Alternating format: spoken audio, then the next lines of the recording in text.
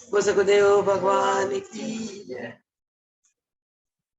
योग योगेश्वर महाप्रभु रामलाल जी, योग मार्तंड, केशव भगवान, हम सभी के प्राणाधार सतस्वरूप देवधर भगवान जी के शिशि चरण कमलों में साष्टांग प्रणाम करते हुए उनकी कृपा करुणा आशीर्वाद से आइए आज का सत्संग आरंभ करते हैं। कल जो सत्संग चला था वैराग दर्पण के ऊपर, उसके आगे हम चलते हैं। वैराग दर्पण नाम कितना सुंदर है। विराग अपने हृदय के विराग को दिखाने वाला दर्पण, विज्ञान। विराग एक बहुत उच्च कोटि का भाव है। सभी कलिकाल के महान भक्तों ने विराग के द्वारा ही परमात्मा को, सभी भक्तों ने विराग के द्वारा भगवान को प्राप्त किया। मीरा रानी थी, सब कुछ सोना गहना करके सादा अयोध्या के देश में भगवान कृष्ण की कीर्तन करने लगे, भगवान को पा लिया। इसी प्रकार गुरु नानक देव जी देखो, महान शक्ति के मालिक, कितना सरल संदीप बता रहे थे। गुरु नानक देव जी का फरमान है, मैं जब बुरा देखने गया तो मुझे कोई भी बुरा नहीं मिला। जब मैं अपने आप को देखता हूँ मुझे लगता है मैं सबसे बुरा हूँ। अपने आप को बुरा देखना, बुरा मानना बहुत मुश्किल है, क्योंकि जीव अहम को गिराना नहीं चाहता। अहम को गिराना अति कठिन काम है, परंतु गुरु के चरणों में जब हम आते हैं, गुरु सबसे पहले हमारे अहम का विनाश करते हैं और हमारे अंदर दम्र भाव बढ़ते हैं, दीनता, दासता। जहां नम्रता होती है वही प्रेम होता है, जहां प्रेम होता है वही भगवान है। जहां प्रेम है वह नीम नहीं। प्रेम में तो तू ही तू, तू ही तू, तू ही तू, मैं तो हुई नहीं, इसी का नाम प्रेम। प्रेम ही ईश्वर का दूसरा रूप है। प्रेम के द्वारा हम परमात्मा को अपने अंदर अनुभूत कर सकते हैं, परंतु ये प्रेम आए कहां से? जब तक हम संसार को त्यागते नहीं तब तक प्रेम अंदर घुसता नहीं। महाराज जी हमेशा प्रवचन में फरमाते रहे, या तो तुम भगवान को अंदर बसा लो या संसार को बसाओगे उलझते चले जाओगे। क्योंकि महाराज जी का फरमान है, संसार की जानता है, संसार एक कांटेदार वृक्ष है। इस कांटेदार वृक्ष में थोड़ा सा उलझ जाओ, उलझते चले जाओ। इसीलिए ज्ञानी महापुरुष संसार समुद्र के किनारे किनारे चलते हैं, बीच में नहीं उलझते। तो भगवान को पाने के लिए इस प्रेम को अपने अंदर पैदा करना, सिवा राग भाव के प्रेम अंदर नहीं उपजता। गुरु विराग के स्वरूप है, इसीलिए कहा गया कि गुरु प्रेम के स्रोत है। प्रेम की सप्लाई केवल गुरु करते हैं, गुरु के सिवा प्रेम की सप्लाई कोई नहीं कर सकता। तो इसीलिए आइए, महाराज जी ने इस पुस्तक की रचना करके उन पर बहुत कृपा करी, बहुत दया करी।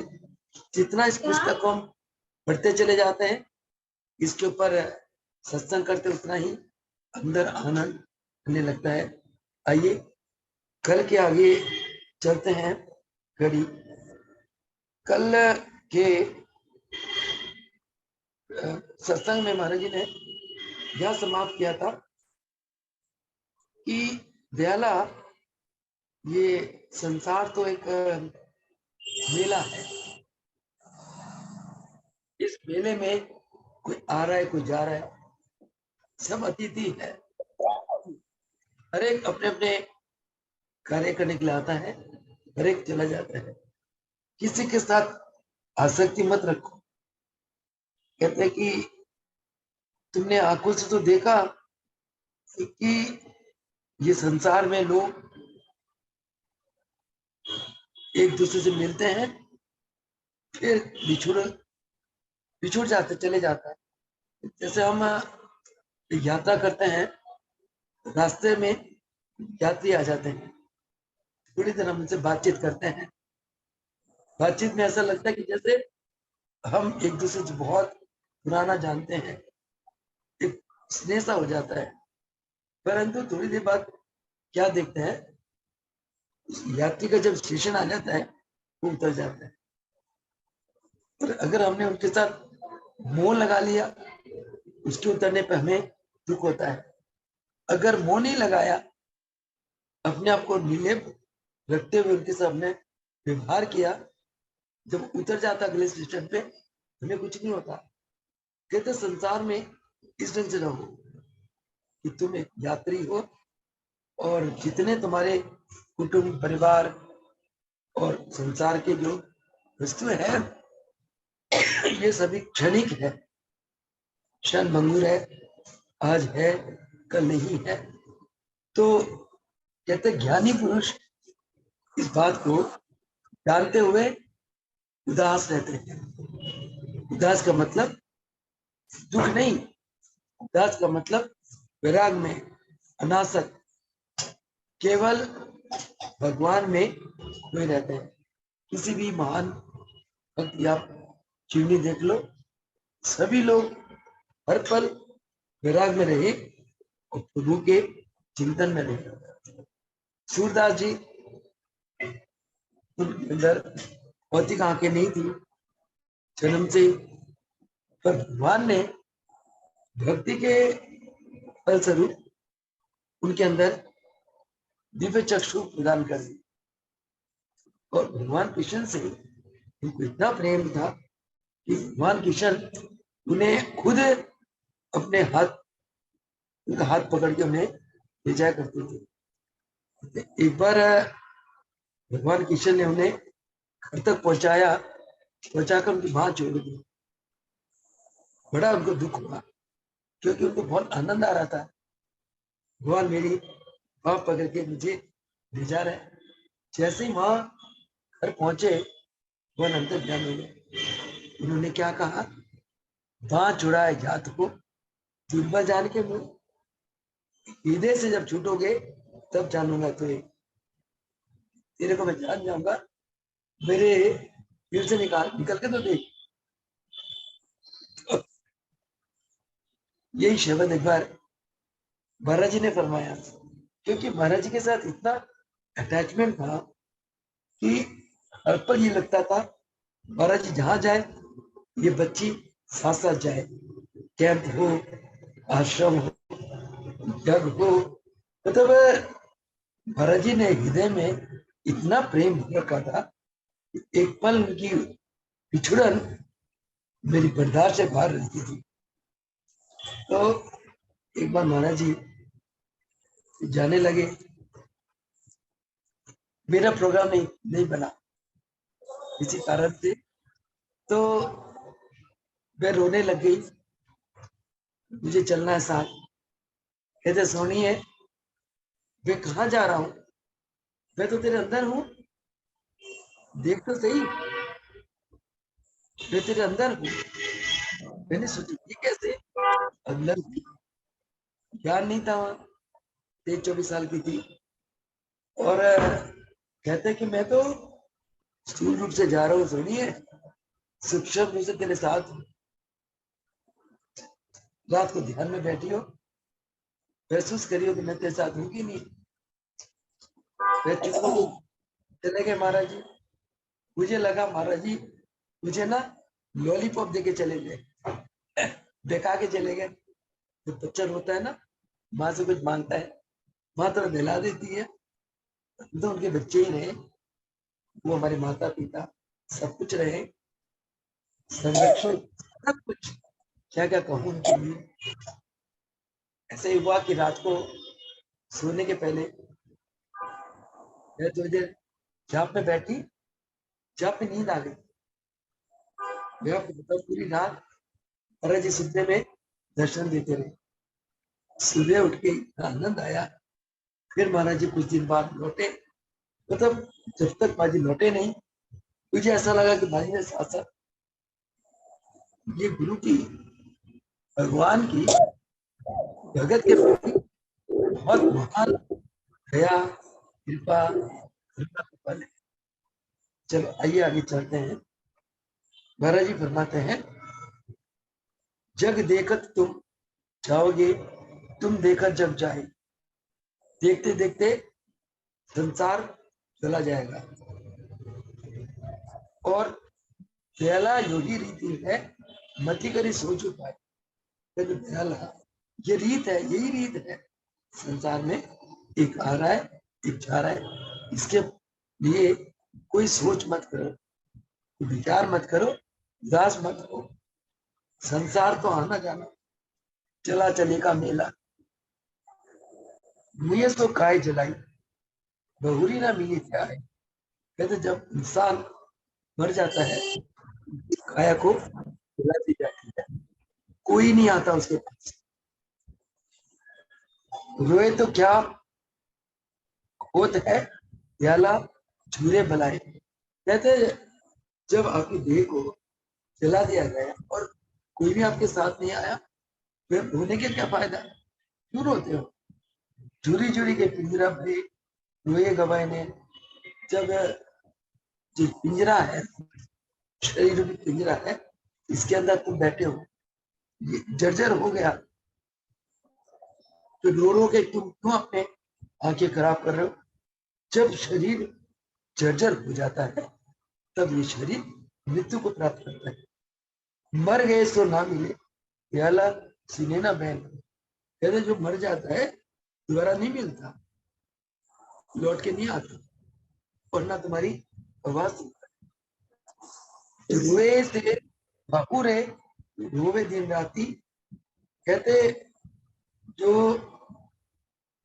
बहुत से लोग ऐसे रोते रहते हैं, दिन रात रोते हैं, तन छीजे वे ना मिले, दयाला कुड़ी बात।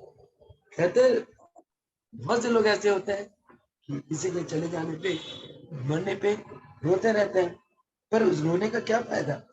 ये तो दयाला बहुत ही गलत बात है। जो चला गया, जो लौट के नहीं आ सकता, इसीलिए उसके लिए पश्चाताप करना, रोना, ये बिल्कुल अप्रिय बात है। काहे को रोत रहो, कल्पत होने काज। क्यों रोते हो दयाला। है आत्मा उनकी आवाज देती है, ज्ञान है हमारे लिए कि तुम रो रो के क्यों अपना समय खराब कर रहे हो, क्यों कलप रहे हो। कलपने से तो कार्य नहीं होता। एक आता ना कि ना मैंने हंस के पाया, ना मैंने रो के पाया, सतगुरु जो पाया तेरा होके पाया। बहुत छोटी सी थी मैं, मतलब जैसे मैं महाराज जी कहीं चले जाते थे मैं रोती थी, आ जाते थे मैं खुश होती हो जाती थी, महाराज जी आ गए आ गए। तो महाराज जी फरमाते कि तूने गुरु को पाना है, गुरु की बन जा, हंसती रहेगी, खुश रहेगी, जरूरी नहीं कि गुरु मिल जाए, रोने से भी गुरु नहीं मिलते। तभी ये दोहा बहुत अच्छा लगता सुन के। जब मैंने सुनाया, ना हमने रो के पाया, ना हमने हंस के पाया, जो कुछ पाया गुरु तेरा बन के पाया। आज मैं इस बात को महसूस करती हूँ। जब हर पर वृत्तियां गुरु में जुड़ी हुई है, गुरु का कार्य, गुरु का आश्रम, गुरु की भगत, गुरु का मंदिर, गुरु की सेवा, गुरु का नाम, गुरु का ध्यान, 24 घंटे का रूटीन, लाइफ की रूटीन इस प्रकार बन गई। अब महसूस होता है कि ये तो गुरु का ही है, अपना कुछ नहीं। सच्ची बताऊं, पता नहीं महाराज जी ने आत्मा को ऐसे बना दिया, अपने लिए कुछ नहीं चाहिए, कुछ इच्छा नहीं है। जितना इच्छा है भाव आते हैं दूसरों के लिए, दूसरे का भला हो जाए। सुबह उठते सबसे पहले ये प्रार्थना होती है, प्रभु आज का दिन अपने चलाना है, जैसे चलाओगे अपने चलाना है। और एक प्रार्थना है, जितनी दुखी आत्माएं हैं प्रभु उन पे कृपा करना, अपनी कृपा से सभी दुखी सुखी हो जाएंगे, सभी कष्ट पीड़ित हर कष्टों से मुक्त हो जाएंगे। फिर मैं देखती हूँ दिन में कई फोन आते हैं, भगत अपना दुख बताते हैं, फिर कुछ समय बाद देखती हूँ ठीक हो गए। कल की बात है, बच्चियां रहती है मेरे पास, चारू, वो उसको 2 महीने पहले पेट में इन्फेक्शन हो गया था, बहुत ज्यादा था इन्फेक्शन। दिल्ली में हॉस्पिटलाइज रही, 1 महीना रही, ठीक हो गई, वापिस आ गई करनाल में, एग्जाम दे दिया, आजकल एग्जाम चल रहा है। बीच में थोड़ा लंबा गैप था, 2-3 दिन के लिए मैं मेरा जाना हुआ दिल्ली, संडे को मैं गई, फिर वहाँ इलेक्शन था दिल्ली में, चली गई मेरे साथ। कहते माता जी मैं 2-3 दिन वाला हूँ, कोई बात नहीं, आ जाना। वीरवार को आई, शुक्रवार मेरे आगे कल सुबह रोने लग गई। मैं क्या हुआ? कहते रात को जो खाना खाया था उल्टी हो गई। अब क्या हो रहा है? कहते हैं मेरा ना पेट में दर्द हो रहा है। मैंने सोचा कि कहीं इन्फेक्शन दोबारा ना हो गया हो। खैर मैंने उसको कहा बेटा तू थोड़ा सा चूरन ले ले और मैं क्लास लेके आती हूँ, देखो डॉक्टर के पास ले जाऊंगी। ठीक है, लेटे लेटे मैं आसन कर रही थी, क्लास लेती हूँ तो कराती भी हूँ, बोलती भी खुद भी करती हूँ। आसन करते करते एकदम महाराज जी की आवाज आई, सिर मुन्नी उसका इलाज के लिए तो डॉक्टर के पास लेके जाएगी, तेरे पास कोई डॉक्टर ही नहीं है, बेस्ट दर्द होगी। कहते हैं उसको रंडा तो कराइयो, क्लास के बाद घी पिला दियो। शुक्राना करा, आत्मा से आवाज आई कि किसी भी मरीज को डॉक्टर के पास नहीं ले जाना, जितना हो सके योग से सेवा करो, कृपा करने वाले बैठे हैं ना। क्लास से उतरी मैं कहा चारू, सोई पड़ी थी गहरी में, मैं कहा उठ जा तू, चल पानी बना। कहते कौन सा पानी बनाऊं? सौंफ वाला पानी बना। मेरे को इंट्यूशन हो रही है कि तेरे अंदर एसिडिटी हो गई, क्योंकि वो जो सुबह से ना चली एडी में पहुंची, शाम तक 5-6 घंटा उसने कुछ नहीं खाया, हिल नहीं के खाने को। इतना लंबा जब हम नहीं खाते खाना तो एसिड बन जाता है पेट में, गर्मी हो जाती है। जैसे आज मेरे को हो गया, सुबह 9 बजे कुछ खाया, 3 बजे भूखी नहीं, गर्मी हो गई पेट में, तो एकदम जी कच्चा हो रहा था, लमदम करके आ गई। ये तो आपके सामने बैठी हूँ, मैं कहा चारू कुछ नहीं, तेरे को कोई प्रॉब्लम नहीं है, इन्फेक्शन वगैरह कुछ नहीं है, गंदा तू कर और घी पी ले। जी रंधन करा के घी पिला, लड़की का चेहरा चमक गया। उसके बाद रात तक, कल रात तक बिल्कुल ठीक, रात को भोजन के बाद कहती है हल्का हल्का ना पेट दर्द हो रहा है, मैं तो चूरन चाट ले, चूरन चाट लिया पानी के साथ। आज सुबह से प्रभु की कृपा से सुबह से अपना पढ़ाई कर रही है, बिल्कुल फिट। दोपहर भोजन करा। तो कहने का भाव है कि गुरु इतने पावरफुल है, इतने पावरफुल है, मेरे पास शब्द नहीं है।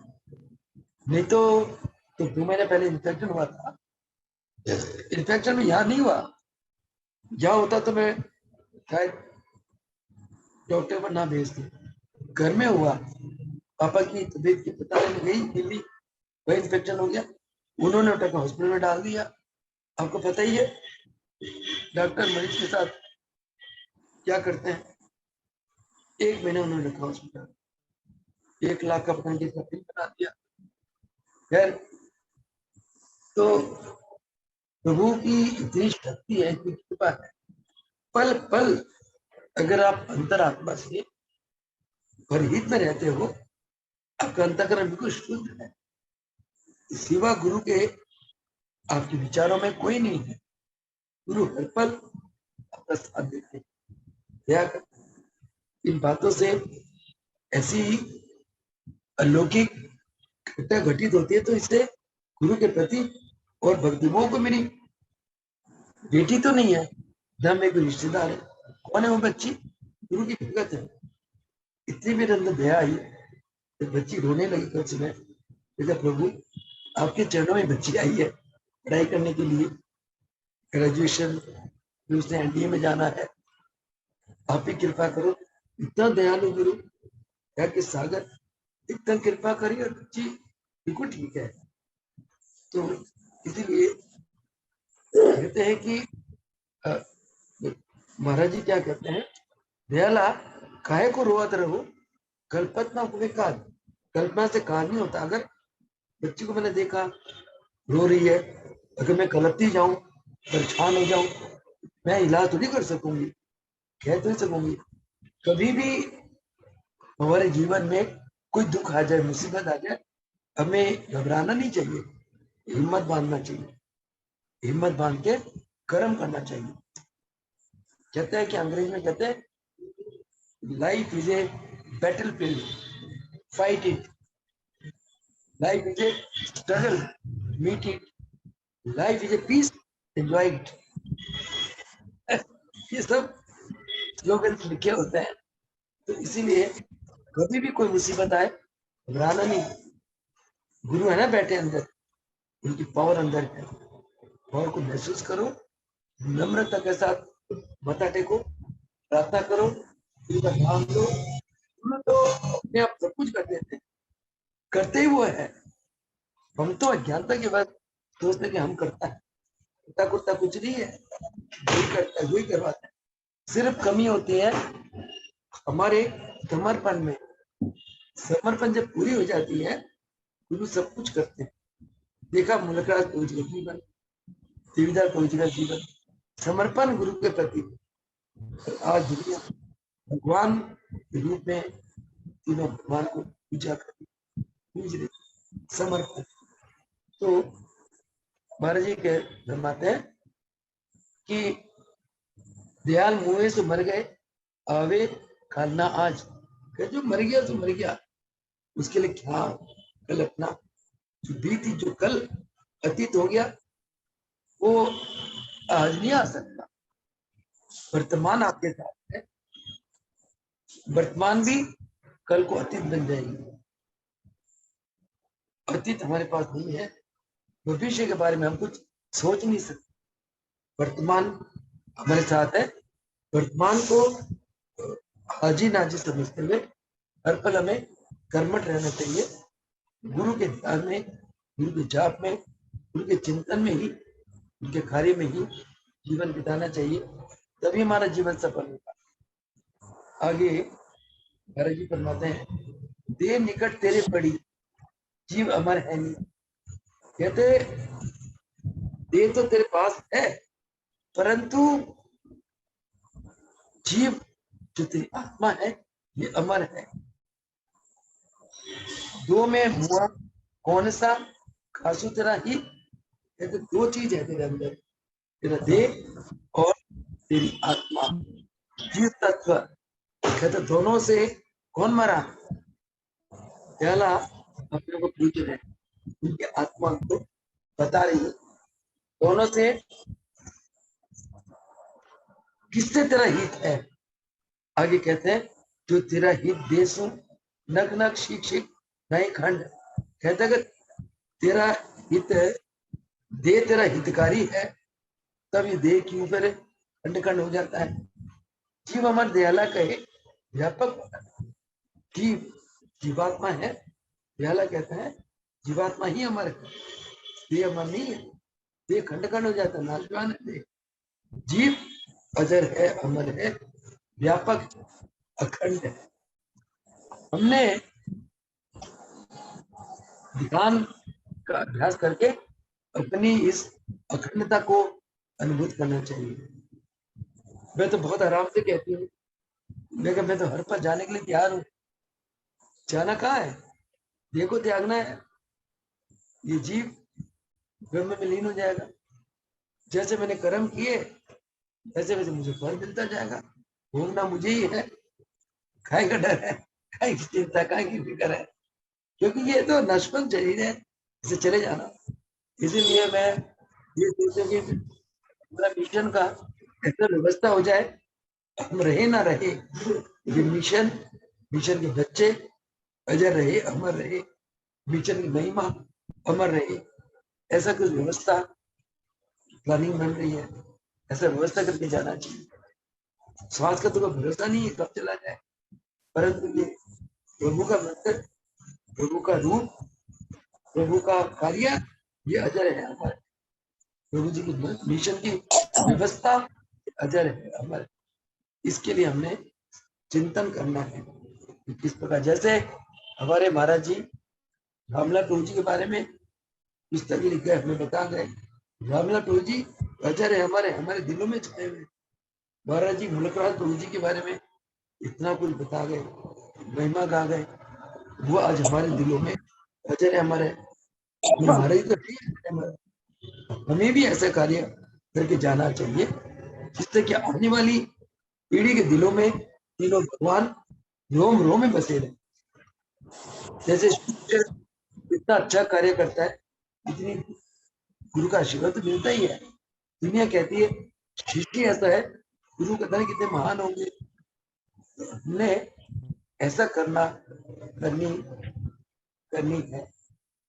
दुआ याद आती है, कहते हैं कि कबीरा जब हम पैदा हुए, जग हंसे हम रोए, ऐसी करनी कर चले हम हंसे जग रोए। ये मैंने गुरुदेव के जीवन में देखा। अंतिम घड़ी बच्ची ये देख सामने खड़ा है, देखते देखते गुरुदेव चले गए, दिमाग पतरा गया, शरीर ठंडा पड़ गया, जाने क्या हो गया है। और दुनिया लाखों दुनिया बिलक रही है गुरुदेव को याद कर करके। गुरुदेव हंसते हुए चले गए, शांत, बड़े। 12 बजे गुरुदेव का पौष्टिक आराम का होता है और 3:15 बजे मुझे पानी मांगते हैं। बताओ, 3:15 बजे तक गुरुदेव होश में है, का चल रहा है उनका, खूब अंदर से आपके ऊपर चढ़ी, बस शांत शरीर, फटाफट पानी पिलाया, 2 घुट के मृत्युंजय का जाप शुरू हो गया, महामृत्युंजय। क्योंकि महाराज जब भुगतान लेते थे, एनजी को और मेरे को कहते थे, तुम दोनों मुनि असीर मुनि बैठ जाओ, गूगल की धुनी लगाओ, महामृत्युंजय का जाप करो। हम करते थे, अचानक एकदम दिमाग में आया, ओ उसके पहले तो मोहम्मद का जाप चल रहा था, वो तो चलता ही रहता था, ओम नमः रामलाल जी। क्योंकि महाराज जी की सेवा में जितना हम लोग जाप के साथ सेवा करते थे, मैंने महसूस करा उतनी महाराज जी की प्रसन्नता बनती थी, काम भी बढ़िया होता था। तो जाप चल ही रहा था, अचानक पानी पिलाने के बाद मन में आया कि क्यों ना महाविद्यालय का जाप करें, और ये करवाते थे। जाप करा आधा पौना घंटा, 4 बजे करीब एकदम सब कुछ कार्य खत्म हो गई, 4:10 पे डॉक्टर ने क्लियर कर दिया। तो महाराज जी तो बहुत मस्ती में गए प्रभु जी के प्रति। और एक बार शाम को 6:30 के लगभग महाराज जी जा चुके थे। उसमें मैं रास्ते में थी, मैं जाप करे जा रही थी, रनाल से मैं चल पड़ी थी, मैं पहुंची 8 बजे। एक दिन के लिए मैंने भेजा था यहाँ किसी जरूरी काम से। बस मैंने देखा कि महाराज तो है, आगे वापिस, नहीं तो पता नहीं क्या हाल होता मेरा। अंतिम समय में गुरु की सेवा मिली, गुरु के दर्शन। और आज भी दुनिया महाराज जी को याद कर करके बिलकती है। जो भी कोई सत्संग में महाराज जी की बातें करता है, बहुत आनंद आता है। संदीप भैया, इन्होंने हमारे के टाइम की बहुत अनुभूतियां बताई, बहुत अच्छा लगता है। दिल करता है कि भाई ये बोलता जा रहा, मैं सुनती जाऊं। अचानक चुप हो गया, मुझे लगता है पता नहीं मेरे आने पे चुप हो गया। जब तक मैं जरा धर्मदात मेरा कर रही थी, बिजी थी, दीपा ने लगा रखा था ये आईपैड, आवाज बहुत अच्छी आ रही थी, पर जैसे बैठी बच्चा चुप हो गया। अच्छा लगता है गुरु के सुनने, क्योंकि गुरु तो गुरु ही है। गुरु में भी सतगुरु कोटि में एक होते हैं, वो हमारे महाराज जी सतगुरु है, गुरु के गुरु है, प्रभु के प्रभु, महाप्रभु है। चलो आगे चलो, गुरु की महिमा कितना गाओ, अंत ही नहीं है। कहते सब पर बस यही करूं, बोल समुद्र हो जाए, धरती का कागज करूं, मेरे प्यारे गुरु की स्तुति ना समाए। चलो आगे महाराज जी फरमाते हैं कि हाँ, जीव अमर दयाला कहे, व्यापक और अखंड, तेरा था तो क्यों मुआ। कहता कि तेरा था, ये तेरा तो बड़ा बड़ा क्यों, कहीं क्यों ना रखा बा, पकड़ के क्यों नहीं, उसके पकड़ के क्यों नहीं रख लिया उसको।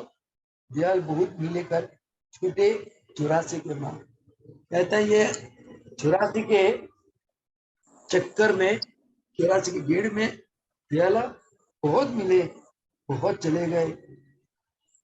कब हुक तेरा बाप है, कब हुक तेरा पूत। कहते दयाला तुम्हें कितने जन्म लिए, कोई तेरा बाप था, कोई तेरा बेटा, कब हुक तेरा मित्र है, कब हुक तेरा दूत, कोई तेरा दास, कोई तेरा मित्र। जो तेरे संग प्यार था जाता बा के साथ,